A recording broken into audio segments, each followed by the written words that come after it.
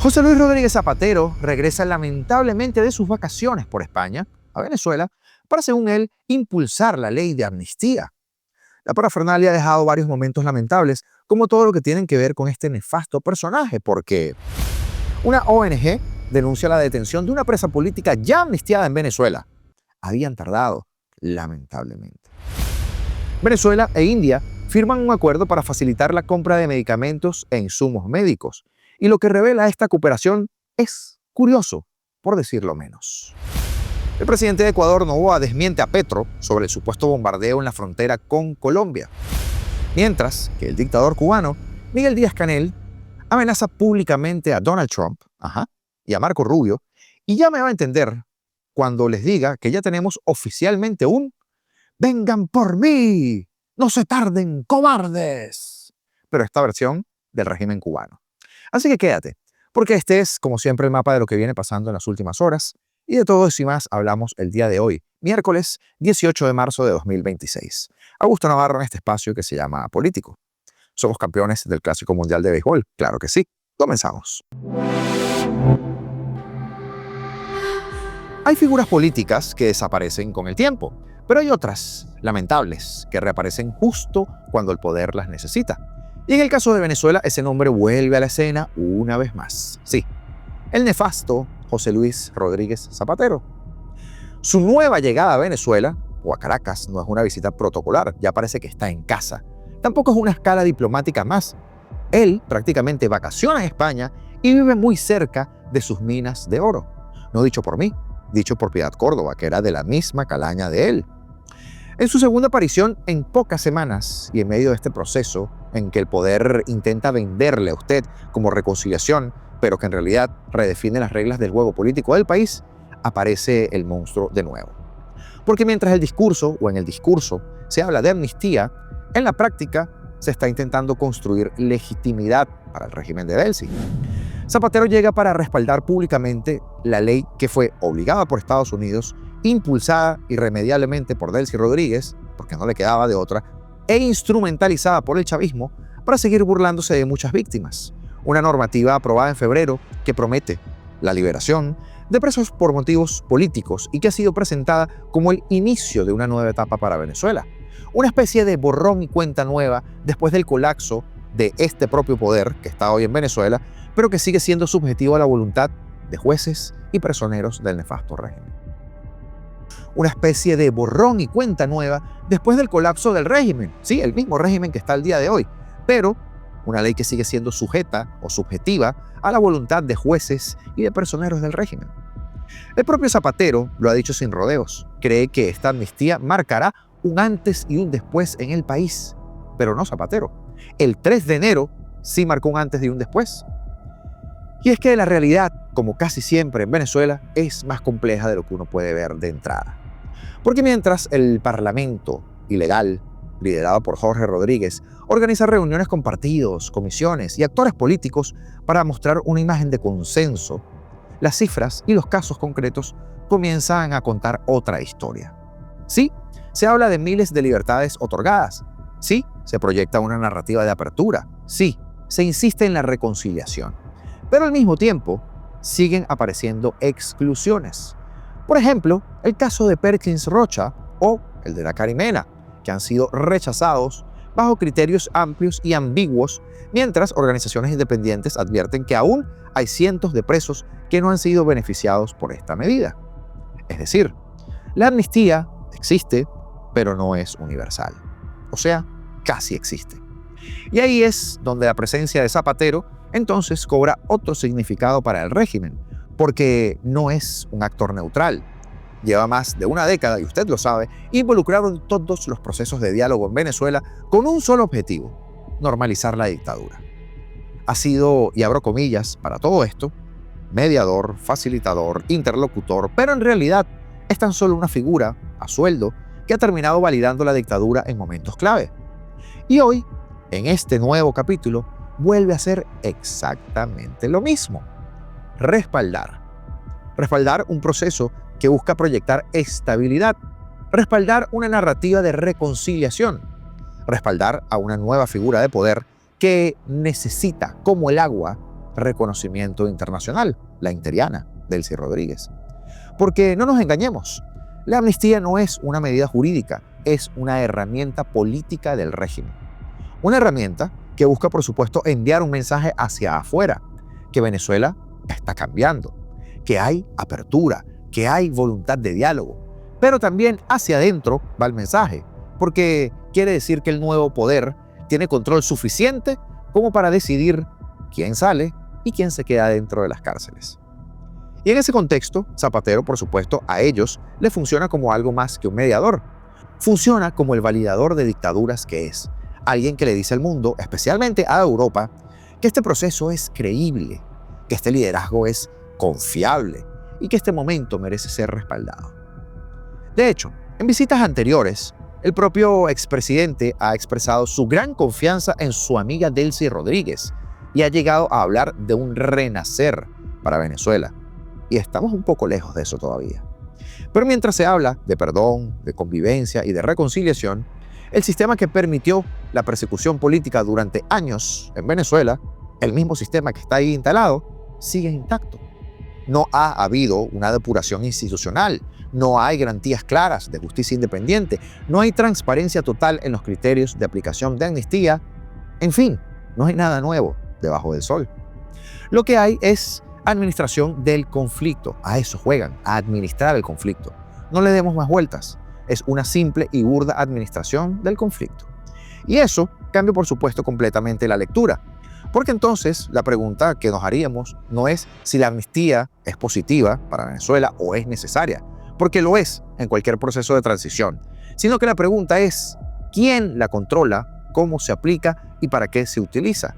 Pregunta capciosa, por supuesto, porque allí destaca el papel de Zapatero, que deja de ser anecdótico y se convierte en estratégico, ya que su presencia no libera presos, libera narrativas.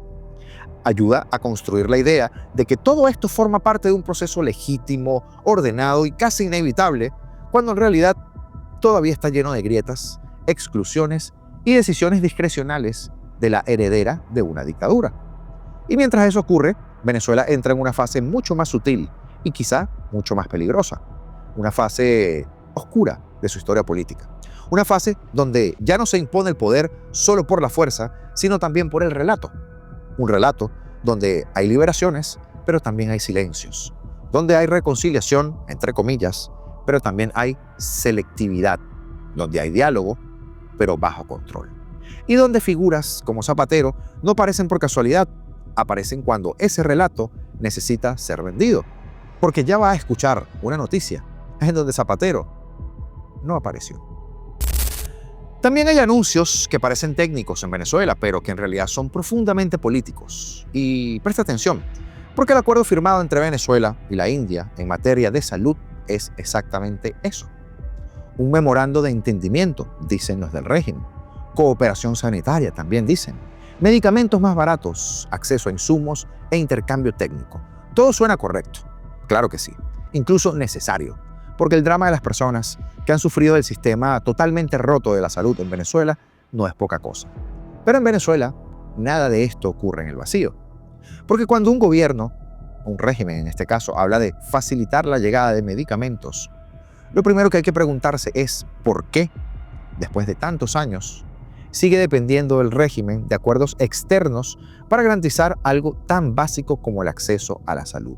Y es allí donde comienza la historia real. Porque no es primera vez que la India aparece como socio estratégico de Venezuela. En los últimos años, Caracas ha ido desplazando progresivamente sus alianzas hacia sectores fuera del eje tradicional occidental, buscando oxígeno económico, oxígeno tecnológico y ahora también oxígeno sanitario.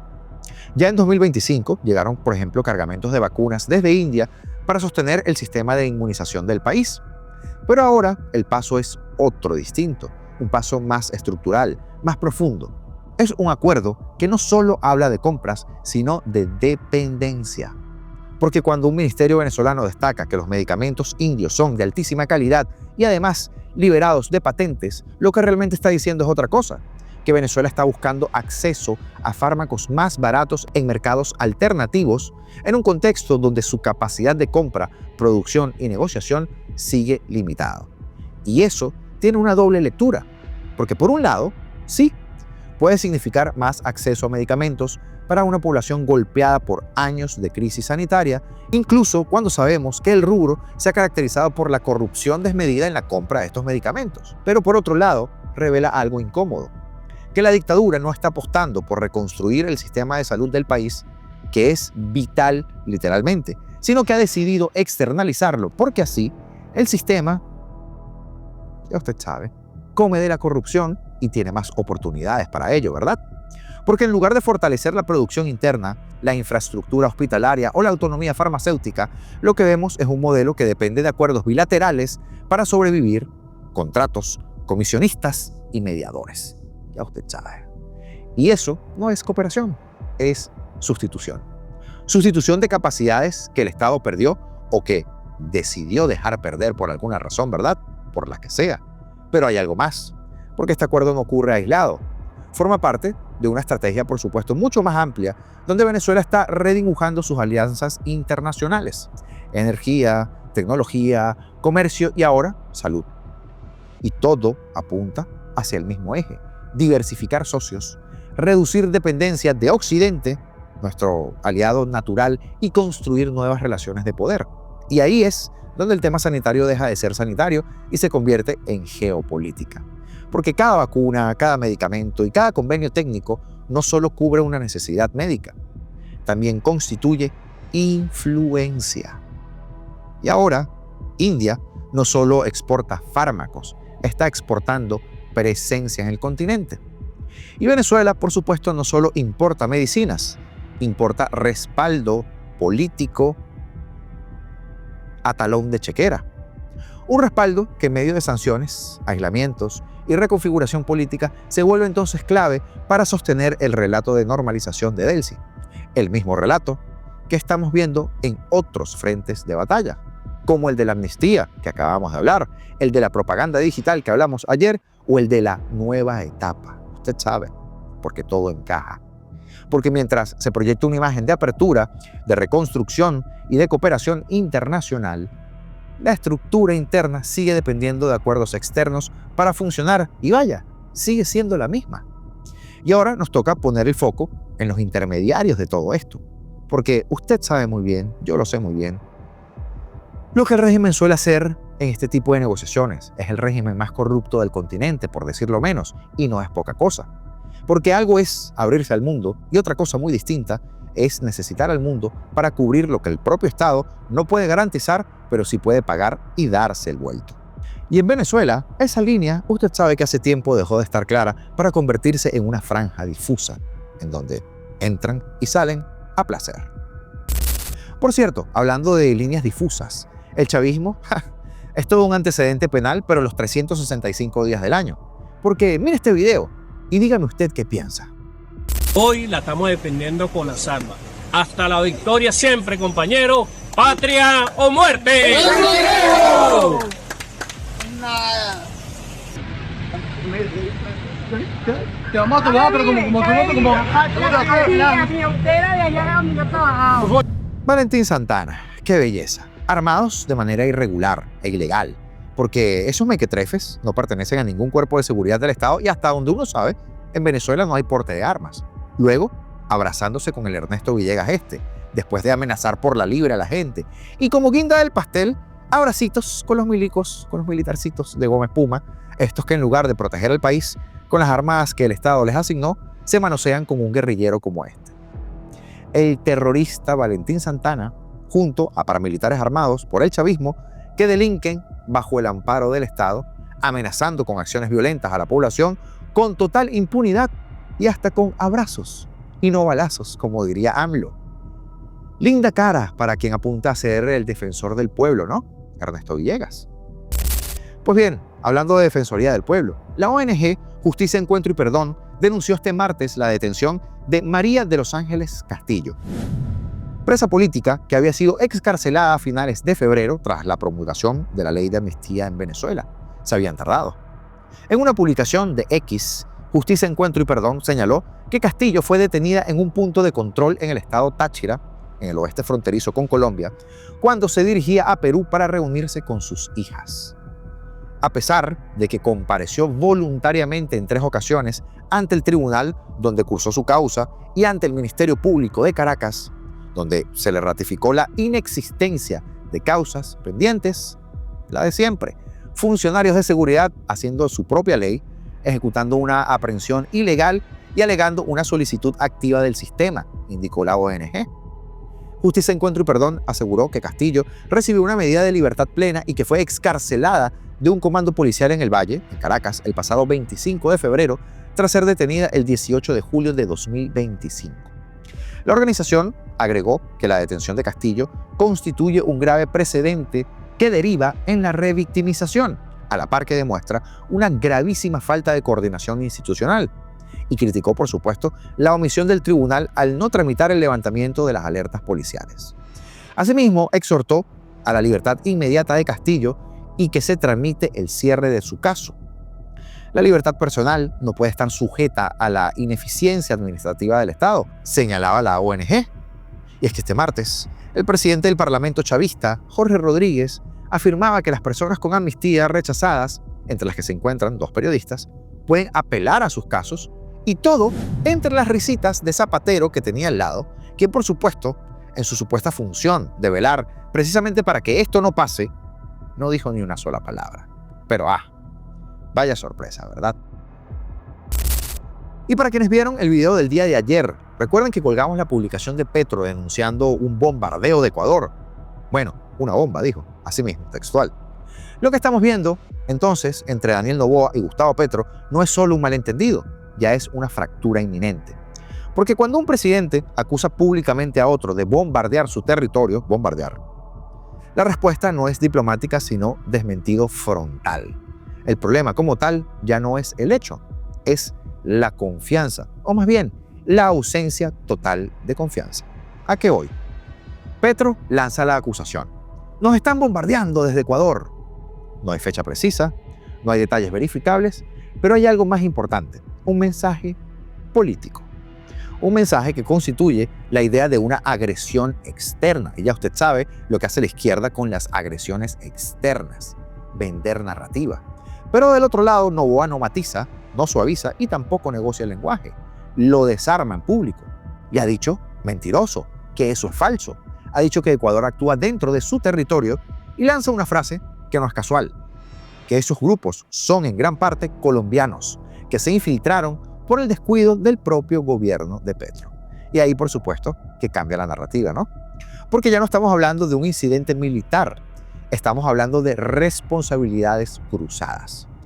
Y eso en una frontera como la colombo-ecuatoriana, muy parecida a la venezolana también, donde conviven narcotráfico, minería ilegal, guerrilla y economías paralelas, vaya coincidencia, es gasolina pura. Pero la tensión entre estos dos no termina allí, porque mientras Petro pide la intervención de Donald Trump para evitar una escalada, una jugada que revela más preocupación de la que quiere admitir, por supuesto, Noboa da un paso más agresivo. Introduce nombres. Señala, por ejemplo, a Luisa González. Menciona a la familia de Fito, uno de los símbolos del narco ecuatoriano, y sugiere algo mucho más delicado, que hay tolerancia e incluso refugio del otro lado de la frontera. Y eso ya no es política exterior. Nosotros los venezolanos sabemos muy bien de eso. Es narrativa de enemigo. Y cuando esa narrativa empieza a instalarse, el conflicto, por supuesto, deja de ser técnico y pasa a ser algo mucho más emocional y visceral incluso. Y a eso súmele el contexto, porque esta crisis tampoco ocurre en el vacío.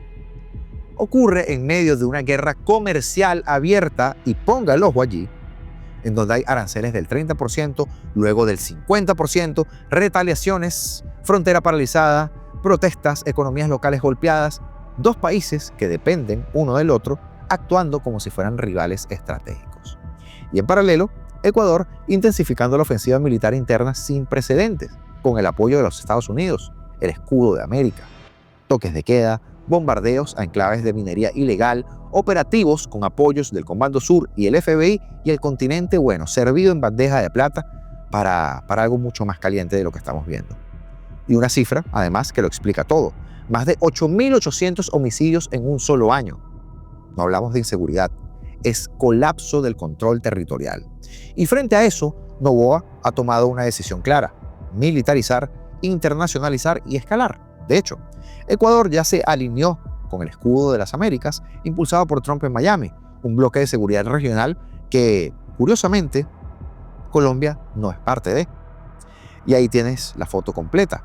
Dos países vecinos, dos modelos políticos, por supuesto, que están bien opuestos, dos estrategias de seguridad que son incompatibles y ahora dos relatos que chocan frontalmente. Porque mientras Petro intenta posicionarse como el líder que evita una guerra, Noboa se posiciona como el líder que la está peleando. Y en ese contraste hay una tensión muy peligrosa, porque el riesgo, por supuesto, no es un bombardeo aislado. El riesgo es que ambos gobiernos empiecen a necesitar el conflicto. No sé si me entienden. Uno, para justificar presión interna, y el otro, para consolidar su narrativa de orden y control. Y cuando eso pasa, la realidad deja de importar tanto como el relato. Y el relato ya está escalando, porque esto ya no va solo de narcotráfico, ni solo de minería ilegal, ni siquiera de una bomba. Va de algo mucho más profundo. Va de quién controla la frontera, y ahí también juega el régimen de Delcy, de quién define la amenaza y de quién logra convencer al mundo de que tiene la razón. Y cuando esa pelea empieza, rara vez se queda simplemente en palabras. Ya usted lo ha visto en Venezuela. Y el régimen de Cuba ha hecho un Maduro con esta publicación, como les decía al principio. Fíjense ustedes. Estados Unidos amenaza públicamente a Cuba, casi a diario, con derrocar por la fuerza el orden constitucional. Y usa un indignante pretexto: las duras limitaciones de la debilitada economía que ellos han agredido y pretendido aislar hace más de 6 décadas. Parece que estuvieran hablando de ellos mismos. Pretenden y anuncian planes para adueñarse del país, de sus recursos, de las propiedades y hasta de la misma economía que buscan asfixiar para rendirnos. Solo así se explica la feroz guerra económica que se aplica como castigo colectivo contra todo un pueblo. Y aquí viene el cambio. Ante el peor escenario, a Cuba la acompaña una certeza: cualquier agresión externa chocará con una resistencia inexpugnable. Cuba firme. La versión castrista de "vengan por mí, que aquí lo espero en La Habana, no se tarden en llegar, cobarde". O como decía Diosdado: esto será un Vietnam, podrán entrar pero no podrán salir. Yo te aviso. Señores, saludos muy especiales para todos los que se conectaron en el directo del día de ayer. De verdad que la pasamos muy bien entre tantas noticias malas, así que los invito a conectarse hoy nuevamente en la tarde. Sin embargo, les voy a dejar algo por aquí. Un video cargadito de información que estoy seguro que muchos no han visto porque no llegan las notificaciones, así que te agradezco, si no lo has visto, que te pases y le eches un vistazo y que me dejes tu comentario. Nos vemos más tarde en el directo y, como siempre les digo, libertad o nada, porque seremos libres.